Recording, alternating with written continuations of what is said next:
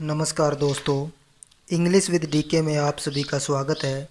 हम पढ़ रहे थे क्लास 12 फ्लेमिंगो बुक का सेकंड चैप्टर, जिसका टाइटल था लॉस्ट स्प्रिंग। और इसके अंदर हमने पार्ट 1 पूरा कर लिया था और इसके अंदर हमने पढ़ा था साहिब की कहानी को। आज का हमारा ये वीडियो इसका पार्ट सेकंड है और इसके अंदर हम पढ़ेंगे मुकेश की कहानी को। तो चलिए देखते हैं क्या है मुकेश की कहानी। I want to drive a car. I want to drive a car, मैं चाहता हूँ कार चलाना। Mukesh insist on being his own master. Mukesh जो है अपने खुद के मालिक बनने पर जोर देता है। I will be A motor mechanic, he announces, और वह घोषणा करता है कि वह मोटर मैकेनिक बनेगा। Do you know anything about cars, I ask. लेखिका कह रही है कि मैंने पूछा कि क्या तुम कार्स के बारे में कुछ जानते हो। तो मुकेश ने क्या बताया, आई विल लर्न, मैं सीख लूँगा, to drive a car, car चलाना। ही आंसर्स, उसने उत्तर दिया, looking straight into my eyes. Looking straight, look मन देखना होता है, स्ट्रेट मन सीधा, इनटू माई आइज मेरी आंखों में। लेकिन इसका मतलब है कि कॉन्फिडेंस के साथ उसने उत्तर दिया कि वो कार चलाना सीख लेगा। हिज ड्रीम्स, उसका जो सपना जो था, कौन सा सपना, कार चलाने का। लूम्स लाइक ए मिराज, वो लटकता हुआ दिखाई दे रहा था एक मिराज की तरह। अब ये मिराज क्या होता है? मिराज, यदि आपने कभी गर्मियों के मौसम में सड़क के ऊपर चलते हुए गौर किया होगा तो आपने देखा होगा कि जब हम सड़क के ऊपर चल रहे होते हैं तो हमें कुछ दूरी के ऊपर पानी दिखाई देता है सड़क के ऊपर, लेकिन जब हम वहाँ पहुँचते हैं तो हम पाते हैं कि वो एक आभास था पानी होने का, वहाँ पर वास्तव में कोई पानी नहीं था। तो उसको मिराज कहते हैं। तो यानी उसका सपना उस मिराज की तरह है, जैसे ही हम उसके पास जाएंगे वो गायब हो जाएगा। यानी उसका सपना पूरा होने वाला नहीं लग रहा है। यानी जिस जगह वो रह रहा है वहाँ पर केवल एक ही काम होता है और वो काम है बेंगल बनाने का। उसके अलावा आप कुछ सोच भी नहीं सकते। तो उसका ये सपना कि कार ड्राइव बनने का जो छोटा सा सपना है, इसके भी पूरे होने की संभावना लेखिका को कम नज़र आ रही है। मिराज अमिडस्ट, बीच के अंदर, द डस्ट ऑफ स्ट्रीट, धूल से भरी हुई गलियाँ, that fill his town, Firozabad, जो फिरोजाबाद की है। फेमस फॉर हिज बैंगल्स, जो अपनी चूड़ियों के लिए फेमस हैं। एवरी अदर फैमिलीज, हर दूसरा परिवार, इन फिरोजाबाद, फिरोजाबाद के अंदर, इज़ इंगेज्ड, लगा हुआ है, इन मेकिंग बैंगल्स, चूड़ियाँ बनाने में। इट इज़ द सेंटर, ये मध्य भाग है, of India's glass blowing industry, कि भारत के अंदर चूड़ियाँ बनाने वाली जो इंडस्ट्री जो है उसका सेंटर पॉइंट फिरोजाबाद ही है। वेयर, जहाँ पर, फैमिलीज हैव स्पेंट, जहाँ पर परिवार के परिवार जो हैं वो बिता देते हैं। Spend generations working around furnaces, कि वो पीढ़ियाँ बिता देते हैं काम करने करते करते अराउंड, चारों ओर, फर्नेसेस, भट्टियों के। यानी भट्टियाँ जो है वो जिसके अंदर किसी गरम करके किसी भी मेटलिक चीज़ को जो है पिघलाया जाता है, तो उन भट्टियों के चारों ओर ही वो अपनी पीढ़ियाँ गुजार देते हैं। वेल्डिंग ग्लास, ग्लास को जोड़ते हुए। मेकिंग बैंगल्स, चूड़ियाँ बनाते हुए। फॉर ऑल द वुमेन, सभी महिलाओं के लिए। इन द लैंड, जो इस पृथ्वी के ऊपर रहती है। इट सीम्स, ऐसा प्रतीत होता है। Mukesh family is among them, और मुकेश का परिवार उनमें से ही है जो चूड़ियाँ बनाते हैं। नन ऑफ देम नोज, उनमें से कोई नहीं जानता है। दैट, कि इट इज़ इलीगल, कि ये गैर कानूनी है। फॉर चिल्ड्रेंस, बच्चों के लिए। लाइक हिम, जो उसके जैसे हैं। To work in the glass furnaces, जो कांच की भट्टियों के अंदर जो काम करते हैं। विद हाई टेम्परेचर, जहाँ का तापमान जो है वो बहुत ही उच्च होता है। In dingy cells, dingy cells, cell यानी कोठरी होती है। तो डिंजी सेल का मतलब है जो जिसके अंदर कोई सुविधाएं नहीं है, ना वहाँ पर प्रॉपर लाइट है और ना वहाँ पर जो है वो प्रॉपर खिड़कियाँ वगैरह है। तो ऐसी सेलों के अंदर, ऐसी कोठरियों के अंदर, विदाउट एयर, जहाँ पर कोई हवा नहीं है, एंड लाइट, और ना ही वहाँ पर प्रॉपर प्रकाश है। दैट द लॉ, जो कानून जो है, इफ़ इन्फोर्स, यदि ये लागू हो जाता है, could get him and all those, तो वो उनको बाहर निकाल लेगा और उस जैसे 20,000 चिल्ड्रेन जो है इन फर्नेसेस से इन लोगों को बाहर निकाल सकते हैं। वेयर दे, जहाँ पर वे लोग, स्लोग का मतलब होता है मेहनत करना, देयर डे लाइट आवर्स, जहाँ पर वो पूरे दिन जो है, डे लाइट यानी पूरे दिन की जो लाइट जो है वो उन डिंजी सेल्स के अंदर ही वो बिताते हैं। ऑफन लूजिंग, और अक्सर खो देते हैं, the brightness of their eyes, और वो अपनी आँखों की जो रोशनी जो है उसको भी वो वहाँ पर खो देते हैं। मुकेश आइज बीम, मुकेश की आंखों में चमक आ जाती है, as he volunteers to take me homes, जैसे कि वो स्वेच्छा से मुझे घर ले जाने के लिए कहते हैं। विच ही प्राउडली सेज, जिसे वो गर्व से कहते हैं, इज़ बीइंग रीबिल्ट, जिसे कि पुनः उसको बनाया गया है, पुनः निर्माण जिसका किया गया है। वी वॉक डाउन, हम नीचे की तरफ चलते हैं। स्टिंगी लेन्स, जो बदबू से भरी हुई नालियाँ, चोक्ड विथ गार्बेज, जो कचरे से अटी पड़ी है, भरी पड़ी है। पास्ट होम्स, जो पास के जो घर हैं, दैट रिमेन्स होलवेज, जो झुकी झोंपड़ियों के रूप में हैं। विद क्रैम्बलिंग वॉल्स, जिनकी टूटी फूटी दीवारें हैं। वो भी डोर्स, जंग लगे हुए दरवाजे हैं। नो विंडोज़, जिनके अंदर कोई खिड़कियां नहीं है। क्राउडेड विथ फैमिलीज, जो परिवारों से भरे पड़े हैं। ऑफ ह्यूमंस एंड एनिमल को एग्जिस्टिंग इन, जिसके अंदर मानव और पशु जो हैं वो एक साथ ही रहते हैं। को एग्जिस्टिंग का मतलब एक साथ रहना।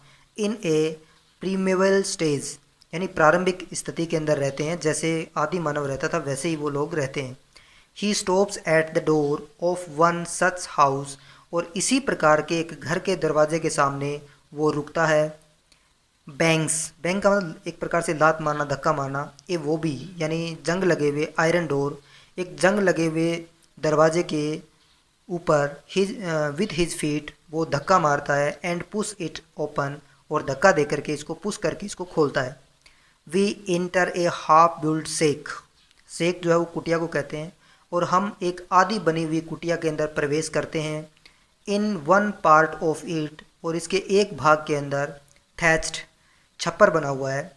विथ ग्रास, डेड ग्रास, यानी सूखी घास से जो है उसको छाया हुआ है, उसकी छत को बनाया गया है।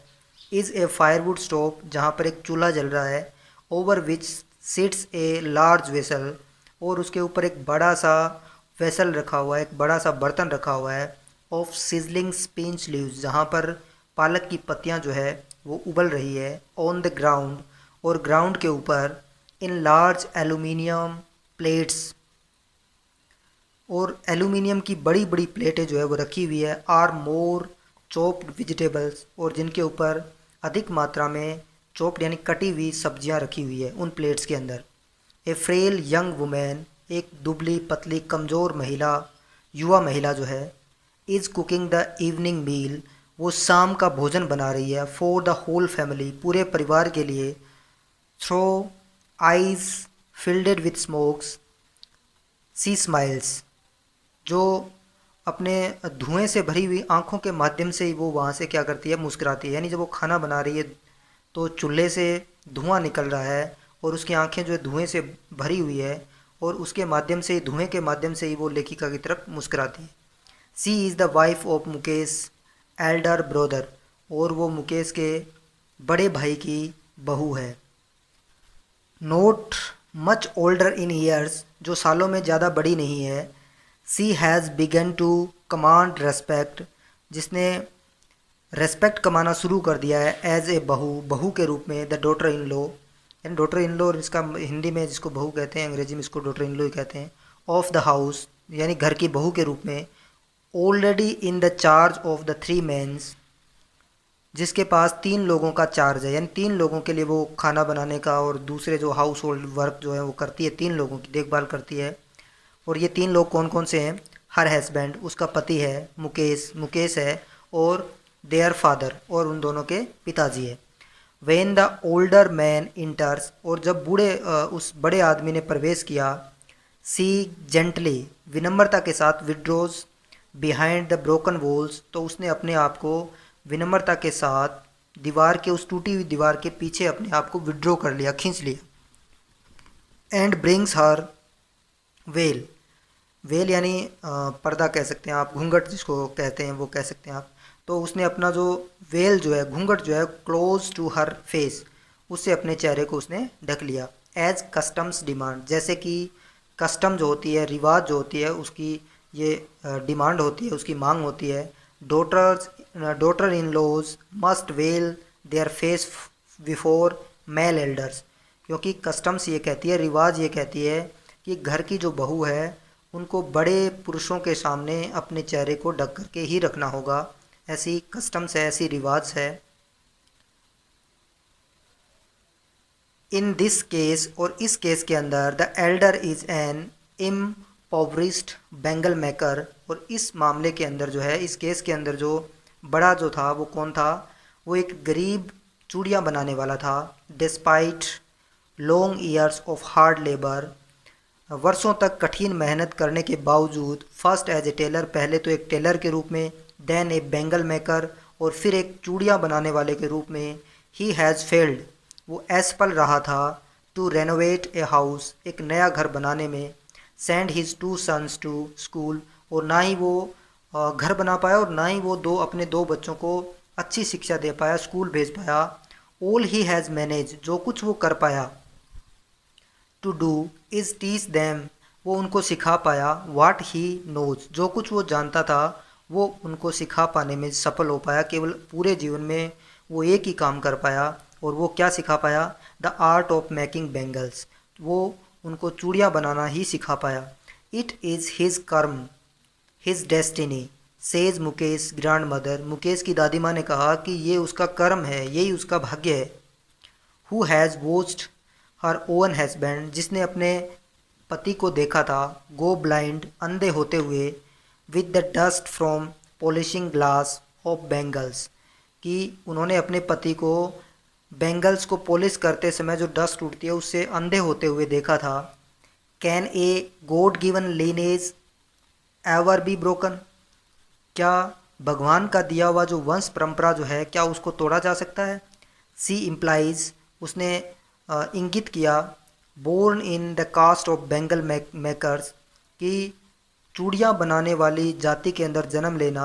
दे हैव सीन नथिंग, जहाँ पर उन्होंने कुछ नहीं देखा है, बट बैंगल्स, केवल चूड़ियाँ ही देखी है।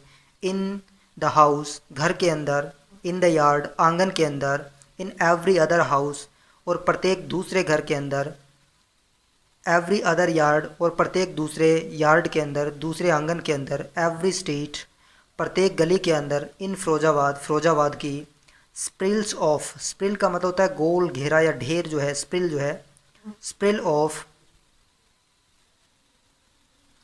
ऑफ बेंगल्स, यानी चूड़ियों का जो गोल ढेर जो है वो देखे हैं। और उनमें कौन कौन सी चूड़ियाँ होती है, सनी गोल्ड, ये यानी चूड़ियों के कलर बता रखे हैं, सुनहरी सोने रंग की, पैडी ग्रीन, यानी पैडी का मतलब चावल का जो धान होता है, ग्रीन ग्रीन कलर की, रॉयल ब्लू, पिंक, पर्पल, बैंगनी, every colour born out of the 7 colours of the rainbow, जिस प्रकार से रेनबो के अंदर, इंद्रधनुष के अंदर 7 रंग होते हैं, उसी प्रकार से रंग बिरंगी चूड़ियों के ढेर जो है वहाँ पर उन्होंने चारों ओर देखे हैं। लाई, लेटे हुए, इन माउंट्स, यानी ढेरों के अंदर, माउंट यानी ढेर होता है, इन अनकेप्ट यार्ड्स, अनकेप्ट का मतलब बिना किसी देखभाल के जो है, उनको आंगनों के अंदर उन्होंने बड़े बड़े उन चूड़ियों के रंग बिरंगे ढेर जो है वो देखे हैं। आर पाइल, पाइल का मतलब भी ढेर होता है, ऑन 4 व्हील्ड हैंड कार्ट्स, कि जो 4 पहियों वाली हाथ से चलने वाली जो गाड़ी होती है, या जिसको हम रेडी वगैरह कहते हैं, उनके ऊपर भी उनके ढेर जो हैं वो देखे हैं। पुश्ड बाय यंग मैन, जिनको कि युवा आदमियों के द्वारा धक्का देकर के चलाया जाता है। अलोंग द नैरो लेन्स, उन पतली गलियों के अंदर, ऑफ सेंटी टाउन्स, उस गंदे कस्बे के अंदर, एंड इन डार्क हटमेंट्स, और उन जो अंधेरे भरी हुई झोंपड़ियों के अंदर, next to line of flames of flickering oil lamps.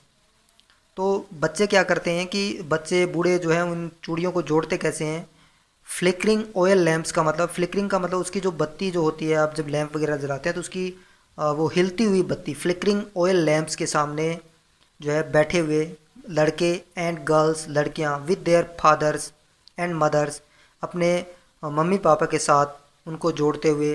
Welding pieces of coloured glass, कि कि रंग जो कलर किया हुआ जो ग्लास है उनको वो जोड़ते हैं, वेल्डिंग करते हैं टुकड़ों को इनटू सर्किल, घेरे के रूप में, ऑफ बैंगल्स यानी चूड़ियाँ बनाते हैं वो।